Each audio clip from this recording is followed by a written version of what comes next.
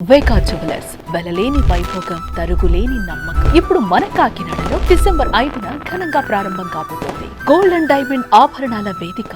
తెలుగు వాళ్లపై అనుచిత వ్యాఖ్యలు చేసిన నటి కస్తూరిని పోలీసులు అరెస్టు చేశారు. కస్తూరి ముందస్తు బెయిల్ పిటిషన్ను మద్రాస్ హైకోర్టు కొట్టివేయడంతో పరారీలో ఉన్న ఆమెను తాజాగా హైదరాబాద్ లో చెన్నై పోలీసులు అదుపులోకి తీసుకున్నారు.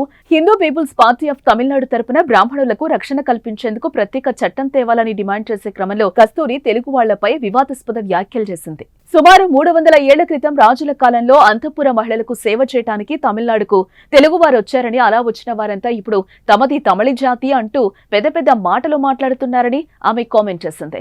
అలా అయితే ఎప్పుడో ఇక్కడికొచ్చిన బ్రాహ్మణులను తమిళులు కాదని చెప్పడానికి తెలుగువారు ఎవరు అని ఆమె ప్రశ్నించింది.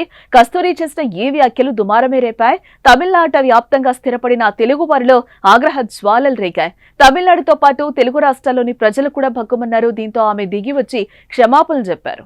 నా తెలుగు కుటుంబాన్ని బాధ పెట్టడం లేదా కించపరచడం నా ఉద్దేశం కాదు. నాకు తమిళనాడు పుట్టినిల్లు అయితే తెలుగు గడ్డ మెట్టినిల్లు లాంటిది. నేను తెలుగు వారిని అవమానించలేదు. నా వ్యాఖ్యలను కొందరు వక్రీకరించారు. ప్రత్యర్థి పొలిటికల్ పార్టీలు నన్ను తప్పుగా చిత్రీకరిస్తున్నారని ఆమె అన్నారు. అనుకోకుండా వచ్చిన వ్యాఖ్యలకు నన్ను క్షమించండి అని వేడుకున్న తెలుగు వారిలో ఆగ్రహం చల్లారలేదు. తమిళనాడులో పలు చోట్ల కేసులు నమోదయ్యాయి. పోలీసులు భారతీయ నాగరిక సురక్షా సంహితలోని 4 సెక్షన్ల కింద కేసైతే నమోదు చేశారు.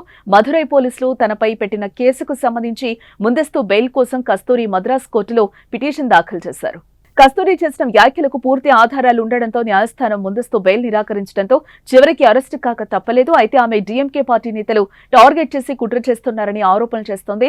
తమిళనాడు బ్రాహ్మణ కుటుంబంలో పుట్టిన కస్తూరి 1991లో నటిగా ఎంట్రీ ఇచ్చింది.